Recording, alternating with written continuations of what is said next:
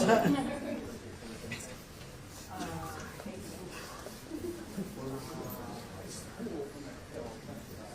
right, good morning, good afternoon, everyone. My name is Carrie Rodriguez, and I am Matthew, Miles, David, Max, and Dylan's mom. And I am here today because I am the president of the National Parents Union. I am a mom, I'm an advocate, and I am a voice for millions of families across this country who are deeply concerned about the future of our children's education. I am here today because we are not going to stand by and allow America's education system to be under attack. We are not going to stand by and watch while it is destroyed, dismantled, and we descend into chaos. I got into this fight because of those 5 little boys. My oldest son has autism and ADHD. And when I was a mom who did not herself have a great experience in public education, started trying to navigate the special education system, I found a lot of difficulty. So I'll tell you something. As the mom of Matthew, who is a brilliant kid, he is an amazing kid, who just happens to have autism, which to me is not a deficit, but is actually his superpower. Having the IDEA Act and the protections that it provided my son meant everything to me. And from not just that fear, but that deep love and knowing what it's like to sit at the end of an IEP table and feel like I had no power, only to find out that I had a lot of power. I'll tell you something, that is not something I know. The proposal to dismantle the U.S. Department of Education is not just reckless. It's an outright attack on the fundamental right of every child in America to receive a quality education. Eliminating the Department of Education would have devastating consequences for students, particularly those from underserved communities. Without federal oversight, like the one I was just talking about, over 100,000 public schools across the country stand to gamble with more than $15 billion of annual support for students with disabilities. More than $18 billion in money that annually serves students from low-income families, and more than $900 million annually to assist English language learners annually. These are not just numbers. These are real children, children like mine. These are real families, like the families that we represent, and real futures at stake. Dismantling the U.S. Department of Education would throw our schools, our families, and our communities into even more chaos, because we have been in a state of panic, anxiety, and chaos now for weeks. These are basic, essential safeguards that ensure every single child, no matter what zip code they have, has access to the education they deserve. And that is something we're going to be playing with? Is everything up for grabs now? Without national oversight and clear education standards, we are flying blind when it comes to global competitiveness. Not something I heard a lot about today.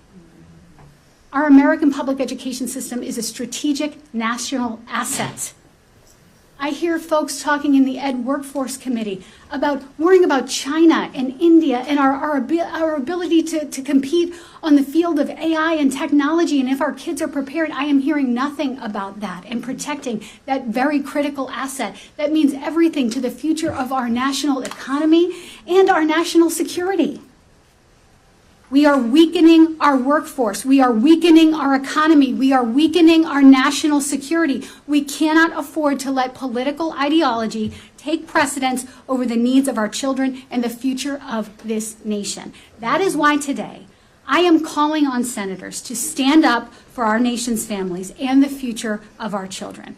We need to reject any nominee who does not commit to protecting our public education system. We need to reject any effort to dismantle the U.S. Department of Education and create further chaos and instability in our schools. Parents are watching. Families are watching. Our children's lives are on the line. This is real. This is not a partisan issue. This is a fundamental question of whether we as a nation are willing to uphold our commitment to educational opportunity for all.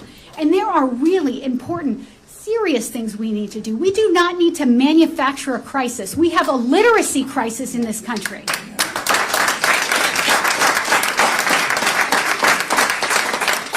And I will promise you this, and I will swear to it. Parents across this country are not going to sit idly by while our children's future are put at risk. This is going to make schools less safe in uncertain terms. We will fight, we will continue to organize, and we will make sure that every child, no matter where they live, has a shot at success in achieving their dreams. Because when our great-grandchildren ask us what we did when we were at our darkest, they're going to hear a story about how we came together with our friends and we stood to fight together.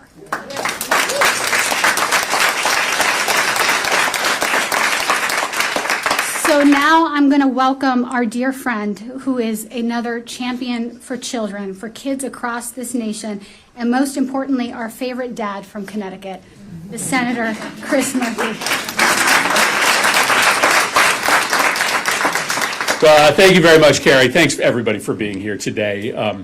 How wonderful it feels to be in a room of parents and teachers and students standing up for public education. Donald Trump said last night that the Department of Education is a con job, right? It's extraordinary, extraordinary. But Donald Trump doesn't need the public education system because he can send his kids to private schools. The billionaires that are in charge of our government today, they don't know anything about the public school system because they don't need it.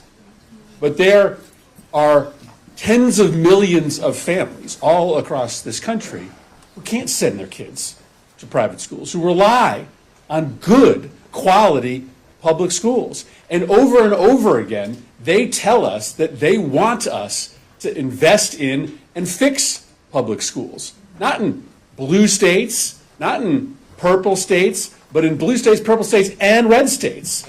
Kentucky, Arizona, when they had vouchers on the ballot to send taxpayer dollars to private schools, voted overwhelmingly against it.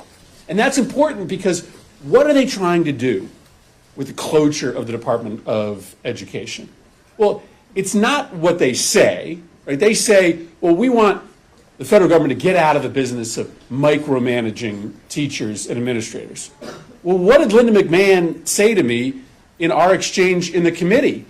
That they might get into the business of micromanaging the individual classes and clubs that can exist at our high schools and middle schools. That African American history may no longer be a subject that we can teach.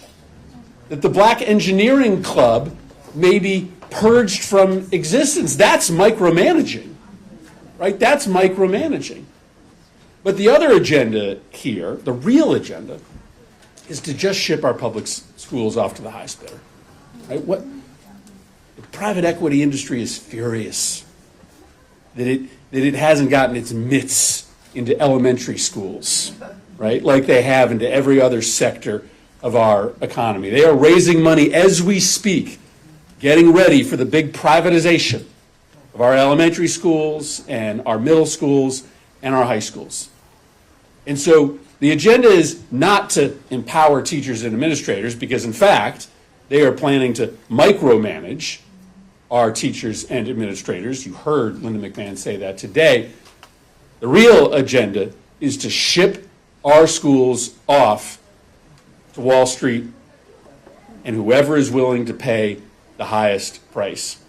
Investors that will not care about our kids writ large, will definitely not care about the most vulnerable kids who need a little bit extra in order to make sure that they have a shot. All they will care about is profit. All they will care about is seeing our kids as pawns in order to make more money for themselves.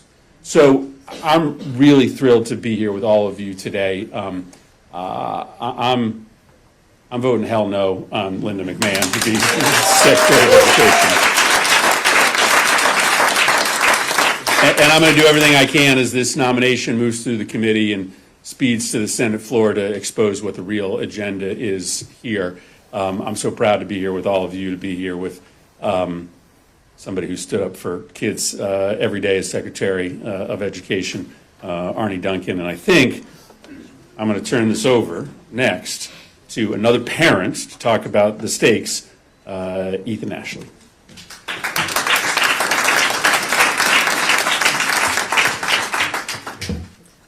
Thank you, Senator. Appreciate that. Thank you, Carrie. I just want to say good afternoon. My name is Ethan Ashley. I have the honor of serving as the CEO of an organization called School Board Partners. We are dedicated to training and supporting elected school board members throughout this nation. We're in over 190 districts, impacting about 8 million students. And while our mission is national, I just want to tell you, my roots are in Louisiana. And so, y'all know, Louisiana is a state that depends critically on federal K-12 funding. And I know firsthand about that. I'm a retired school board member. I served 8 years during the pandemic. And I'm also a public school dad. So let me talk a little bit more about what's at stake here from the school board point of view. Imagine being at a school board meeting in a rural district where students are still struggling to recover from pandemic-related learning loss. The board is reviewing a proposal for high-dosage tutoring. It's a research-based program that they know works for kids, that we know works for kids. Test scores have revealed that students still remain behind in reading and in math. The board members know this program will work. They know it's a game changer, but there's a problem. Their federal funding has been slashed or reapportioned in uncertain ways. And without the certainty of that funding, they're going to have to make an impossible choice, Should we keep mental health services or fund tutoring? After difficult debate, they make the painful decision to reject the tutoring services. Not because they didn't believe it was important, but because they didn't have the money to do the thing that we all know needed to be done. And unfortunately, this hypothetical is a scenario that's playing out throughout our country right now. And dismantling the Department of Education would make it almost impossible for schools to address the ongoing academic challenges post the pandemic. And so let me be clear. The efforts to dismantle the Department of Education is not about cutting bureaucracy, not from my vantage point, having served on the school board. It is about cutting opportunities for children in working class families. And what message does it send to our students? It tells them that their education is not a national priority. That instead of investing in their success, we're willing to strip away the very resources designed to ensure that they have a fair shot. It's just not acceptable. It's not acceptable. We've seen the NAEP scores. Y'all know it. Student achievements decline. This is not a time to really do less. It's a time that we need to do more. And that's why we're calling on Congress, our senators, and the administration really to reject any efforts to weaken or eliminate the Department of Education, because we need them to be champions in this moment. We need to really invest in schools, invest in our educators, invest in our students. It's important because our future, our children's future, should never be negotiable.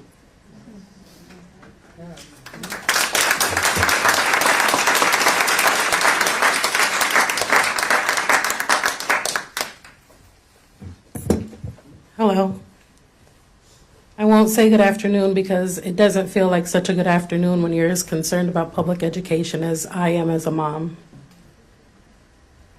My name is Jillian Rainingbird. I am an enrolled member of the Chippewa Cree tribe of the Rocky Boy Indian Reservation. I'm a mother of 3 brilliant, bold, beautiful babies.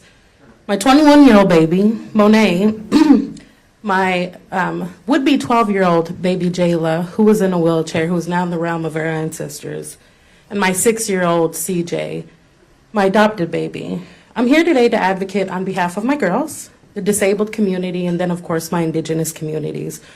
They all stand to lose so much. We all stand to lose so much if the Department of Education is eliminated. I come from Kansas City, where the literacy rates are at a crisis level. I recently moved back home to Montana to the reservation, and I'm now raising my 6-year-old in a public school on the reservation. Sadly, the literacy rates are just as bad. Being the mom of 2 special education daughters opened my eyes to the challenges that parents face doing their absolute all just to make sure that their child is guaranteed a quality education. We all dream about the best things for our babies, somewhere where they're respected and they're loved and they're nurtured. The thought of eliminating the Department of Education is unconscionable to me. Without national oversight and clear education standards, how can we ensure that our children are being properly educated? My concerns echo the concerns of millions of parents. What's the grand plan? There's no well thought out plan that any parents have an inkling of confidence in. Currently, the Department of Education supports about 7.4 million students with disabilities served by IDEA, which is the Individuals with Disability Education Act. Money that goes straight to the states and schools helped to teach our children to like early intervention. It's called First Steps in the state of Missouri. We all know that the Department of Education has needed more resources and funding to get kids back on track, and now the administration believes that cost cutting is the answer. Absolutely not. Our kids can no longer be an afterthought. My beautiful daughter CJ, she needs one-on-one support. She needs a caring paraprofessional. She needs one-on-one interactions with her teachers. She needs transportation as a relatable service. If you're an IEP parent, the list goes on and on and on the services that our babies need. Our story is the story of many children across the country who depend on the adults to make informed decisions on how we can best equip the next generation of our children and in the future. That is why today I'm calling on the senators to stand up to our nation's families and for the future of our children. They must reject any nomination that does not commit to protecting our public education system. Reject any effort to dismantle the Department of Education, which will just create instability in our schools. We cannot give way to privatizing education or acting in any way that would allow anything harmful to come to our children. I want to say that our babies are not for sale. Their future is not for sale. I need the senators to put on their IEP mom shirt, take their power back, and I need them to protect our children.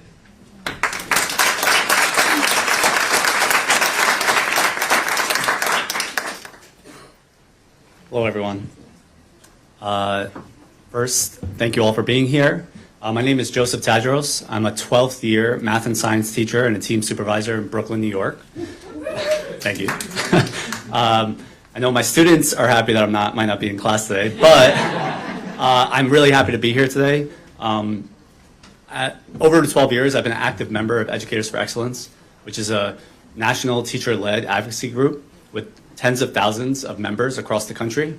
And I'm one person speaking for many of them, saying that we overwhelmingly disagree with this administration's attempt to dismantle and eliminate the Department of Education, as well as the nomination of Linda McMahon. The administration threatens to eliminate Title I funding, IDEA funding, which is primarily going to hurt our students of low income and students with disabilities, as you heard. I've been teaching in Title I schools for 12 years now, and the teachers work night and day. It's really tough job, and burnout is a real thing. They don't need to lose resources. We need to give resources to these schools and the school communities, because now is the time that we need to reinvest into education. The administration has threatened schools that want to teach culturally relevant history to their students and trying to eliminate the experiences and stories of those marginalized communities across the country from the classroom. And so teachers are there every day, and the teachers are really passionate about their job, mostly because we are in front of students and we want every single student to succeed. Now, when we speak with fire, fury, and emotion, it's because we care and people should listen. So E3 did a recent survey, national survey, that showed only 20% of teachers across the country actually agree with the administration's planned actions as well as the actions that's taken thus far.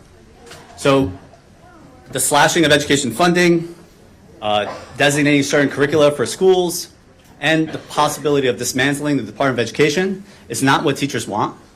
It's not leadership, it's sabotage. So as educators, for the next 4 years, we're not going to stand idly by. We are going to stand up, speak up, and we're asking, even though the administration might not listen to us, we want Congress, policymakers, and the public that care deeply about education, K through 12 in the United States, to speak up whenever they can and stand with us today.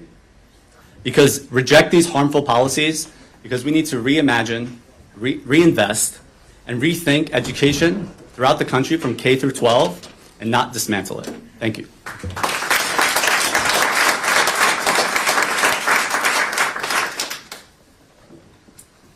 Hi everyone, my name is Dr. Jennifer Lopez and I'm a high school social studies teacher in Los Angeles, California. I've taught for over 13 years at both the elementary, middle, and now the high school level. And also a longtime member and advocate with Educators for Excellence. My colleague Joe just outlined the alarming ways that this administration's policies are not only unpopular but harmful for our students. But today, I also want to talk about what teachers actually want, the policies and the support that ensure that every child gets the education they deserve. So what do we want? First, I know, right? We want fully funded public schools.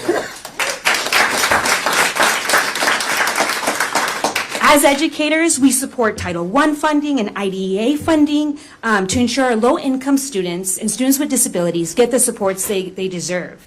As teaching at a full inclusion school, we get paraprofessionals and co-teachers that really support us in the classroom. And my fear is that if this funding is cut, we won't have them there to support my most vulnerable students, and we need them. I can only imagine the more demands that will be placed on us and my other teacher colleagues. Second, we also want a safe and inclusive classrooms for all students. Schools must be safe spaces for learning, not battlegrounds for political agendas. We need strong policies that make sure our students stay safe. Furthermore, we want a curriculum that reflects the truth in our diverse society. As an ethnic studies teacher, it's so empowering to teach students about their Mexican-American history. I teach in Boyle Heights, and just to see them and say, Miss, I see myself in what we're reading right now about the walkouts. It's just amazing. It's so empowering, right? And so history is not an opinion. It's record on facts, right? And our students deserve to know the truth. In addition, we want evidence-based practices in research. High-quality instructional materials have been shown to be the most cost-effective ways to bolster student success.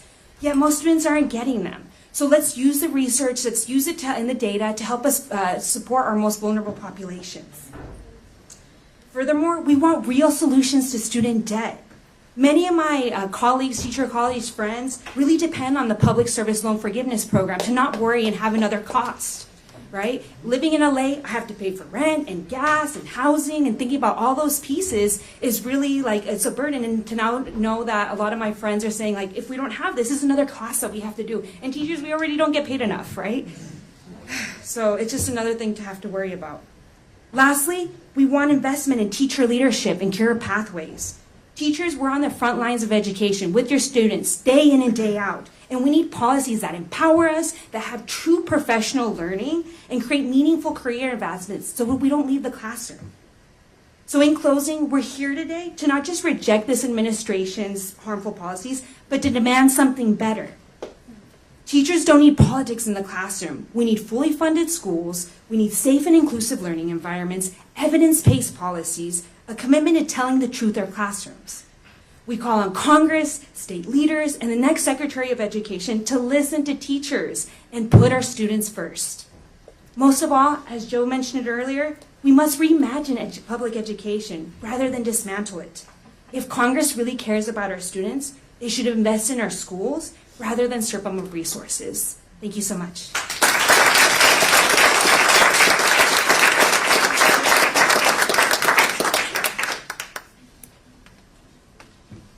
Good afternoon, y'all. My name is Felix Rice, and I'm a junior at Georgetown University. I was born in Arlington, Texas, and I grew up around Dallas, and most importantly, I'm a very proud product of public schools. And I want to tell y'all, federal education programs are the backbone of this country. They make it possible for millions of students to reach their potential, and I know that because one of those students is me. I graduated from a public early college high school at a state university in Texas. And this opportunity, which changed my life, was made possible thanks to full state and federal financial aid, including multiple federal Pell Grants. And these programs didn't just help me pay for college, they also made it possible to apply in the first place. Receiving my first Pell Grant in high school qualified me for fee waivers to take the SAT, and more importantly, for college applications, it would save me thousands of dollars. If I hadn't gotten that, I would have had to take out a loan just to apply to college. But instead, I was free to apply to every school that I dreamed, including Georgetown, where I very proudly attend today.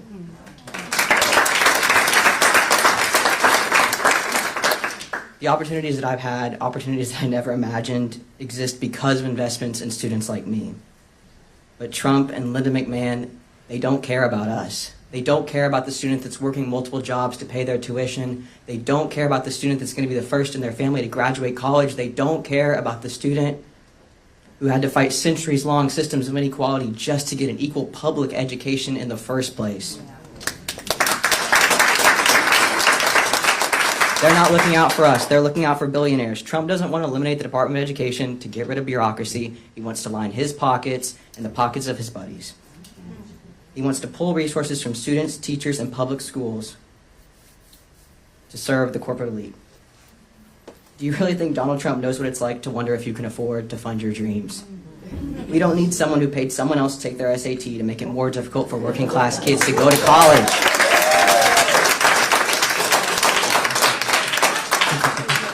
This is an all-out assault on low and middle-income students. It's about limiting opportunity for real kids who depend on programs like the federal Pell Grant to fund their education, students who deserve a chance at success just as much as those who are born into wealth.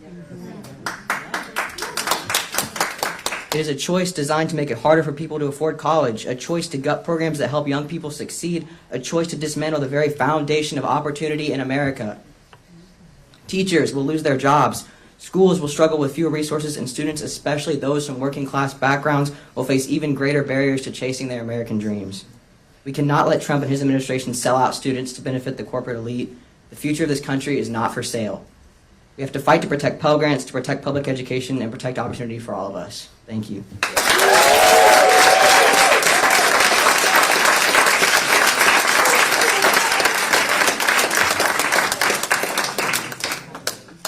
Amen. We can all go home now. So, class dismissed. I just want to thank you for your heart and for your passion, what you're doing. And I'm the last speaker. I'm also very clear. I'm the least important speaker here. Hearing from students, hearing from teachers, hearing from parents. That's what this is all about. I appreciate all of you.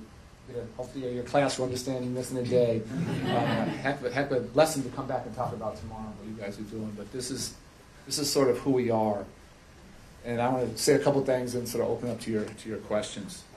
First, Senator Murphy had to leave.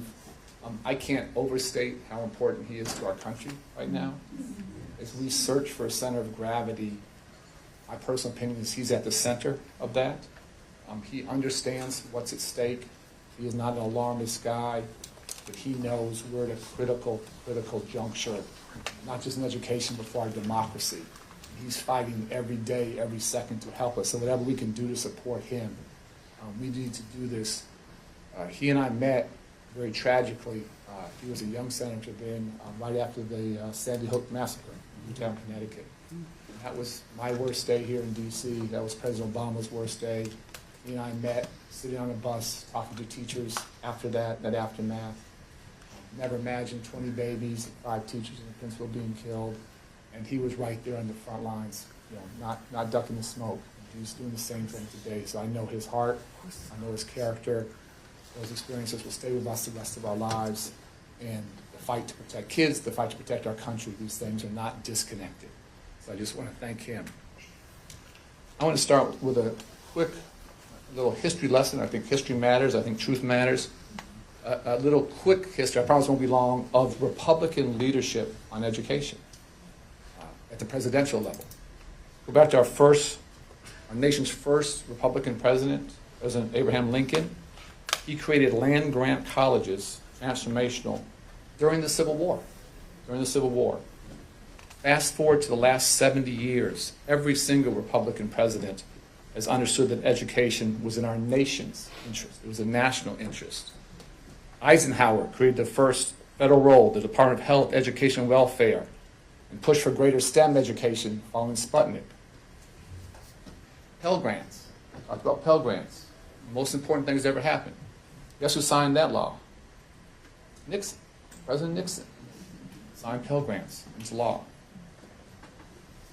President Ford signed the law creating IDEA. Heard from a couple parents on the critical importance of providing all of our children, particularly those with disabilities, a chance to have a free and fair public education.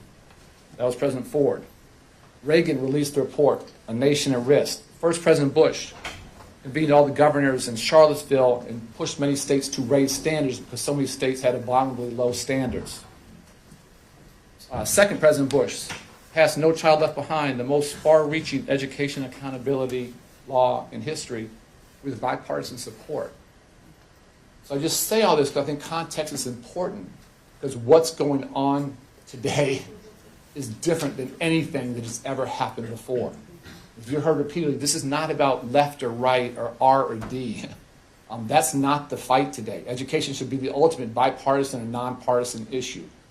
What's happening today is an assault on public education. And we can't sugarcoat it, we can't deny it, we can't run from it. Unprecedented in our nation's history. We can agree or disagree with anything any of those presidents did, anything Democratic presidents did, anything President Obama and I did, but none of that was an assault on education and creating opportunities. This is fundamentally different in our nation's history. With that backdrop of history, I want to address our Republican leaders in the House, in the Senate, and our mayors, and our governors. We all know who Trump is. There is no secrets. There is nothing subtle about what he does. My question to all of you very directly is we need to know who you are. Who are you? And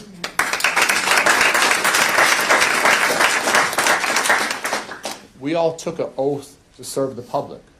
I took that oath. I took that for life. All of you took that oath as well. And the question is your vulnerable populations, your low-income students, your first-gen college goers, your Pell Grant recipients, your children with special needs, when their lives start to be impacted, when opportunities are taken away, are you going to side with President Trump? Or are you going to side with your constituents who you swore that you'd be there to support? And we're at a crux in our nation's history. We're at a crossroads. And the fate of our democracy, the fate of public education is going to be determined in real time. I so appreciate everyone taking the time to be here because it's that important. And so I beg, I implore, I plead the Republican leaders in the House, in the Senate, and mayors and governors to remember the oath you took to help the public and serve the public, and figure out, are you here on this planet Earth to serve Trump, his interests, or to serve the people who gave you an opportunity, gave you the privilege of serving? And I hope that you will think through why you came into this part. And if we just had a few of them step up, that would change everything. We just need a couple profiles of courage. We don't need many. We just need a few. And the absence of that is stunning to me. But it is not too late, and there's an opportunity for them to step up. A third, I just want to talk briefly to the public servants across the entire government, but me particularly, the Department of Education. It breaks my heart what they are going through now. When I first came here to DC in 2009, for months I'd go in every Saturday and sit down with career public servants and just pick their brains about what works and what doesn't. Their expertise, their knowledge, their passion made me and my team better. Nobody's being paid overtime, nobody's getting, but for months, 9 to 1 on Saturdays, I would just sit and listen. And I had lots of what I thought was great ideas, and a few they said they were great ideas, and many said, Arne, that's a terrible idea. And we tried that in 1980, and we tried that in 1990, and it was disaster. And I listened very, very closely to them. Everything we did, they helped to shape. You can critique any policy. We'd had no crises of integrity. Never a penny went somewhere else or where it shouldn't go because they were there. And to imagine anyone coming into a federal department and lose all of that knowledge, historical expertise, and passion, that terrifies me. I can't imagine what I would have done without that infrastructure there. And to see them being demonized and villainized is mind-boggling to me. These are smart, passionate, committed people who have dedicated their lives to education and to serving, and to not benefit from that wealth of knowledge does anyone trying to serve in our children's country a huge disservice, a monumental sort of self-wound. Don't understand that. Fourth, the thought of dismantling the Department of Education. One of the joys of my job, I didn't spend much time in DC. I traveled to all 50 states, traveled to Native American reservations, incredible learning lesson. Hundreds and hundreds of visits all over the country. Never once did anyone say, don't come to my state. Never once did anyone say, go home. We could disagree on stuff, we could agree on stuff. Everybody, 100% of hundreds and hundreds and hundreds of visits, they wanted a partner in the Department of Education. Parents and students and teachers, universities, early childhood. They want someone here to listen, to partner with them, and to help them fight for their kids. I know that hasn't changed. People didn't care that much, left or right, RD. They wanted a partner in DC to fight for their kids. That's the mentality out there. This idea of returning things to the states, again, just a quick history lesson. Our state's education was segregated until the federal government and troops came to change that.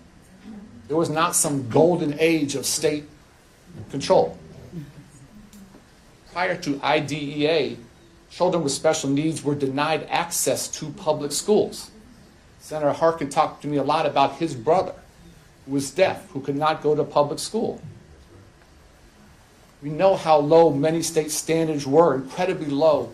And we have low standards, who gets hurt? It's the vulnerable kids.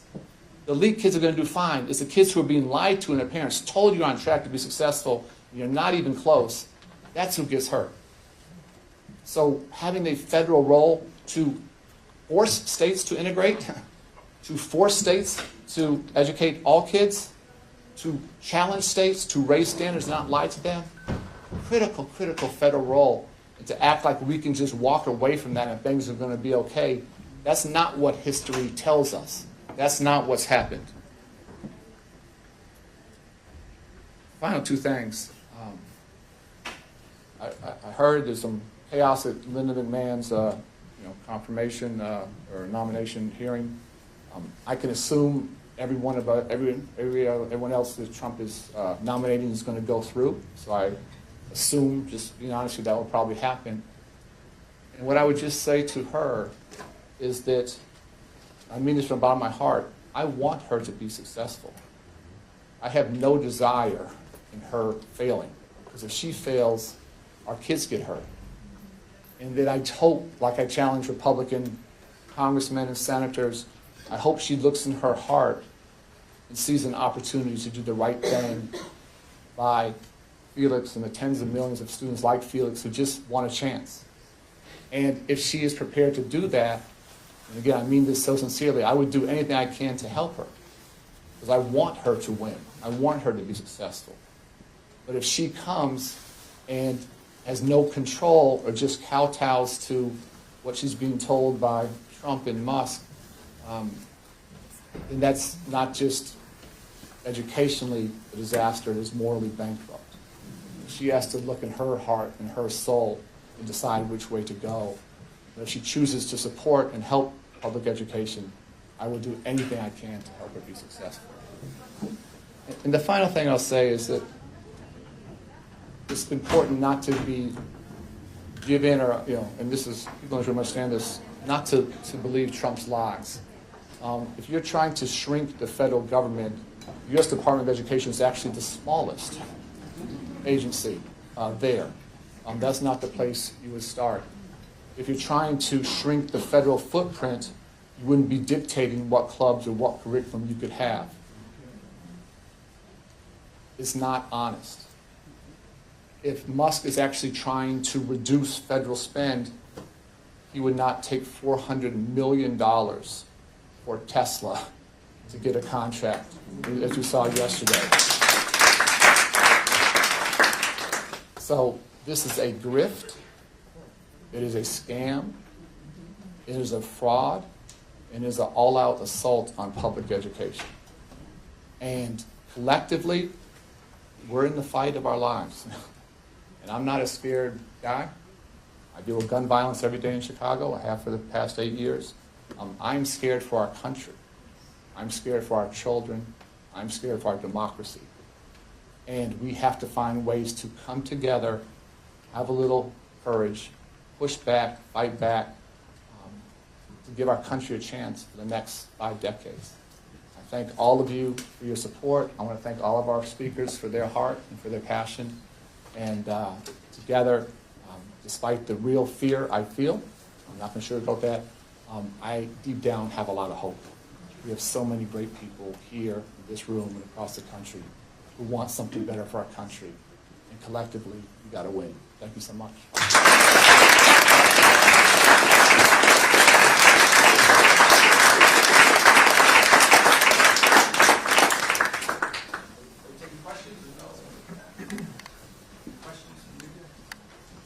Do you folks have any questions? Or we can do pull aside. I'm focusing. Okay. Thank you so much.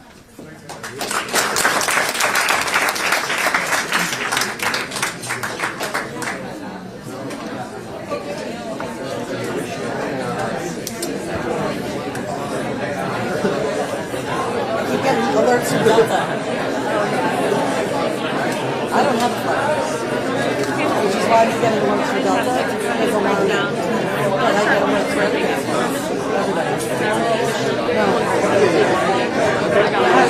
I don't get alerts. Yeah, it is fun. Yeah. I'll be like,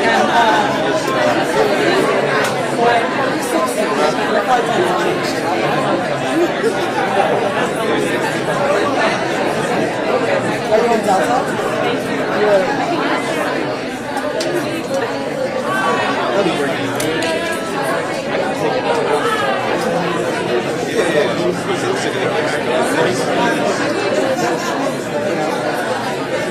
I'm gonna see if any of my people are getting pulled aside.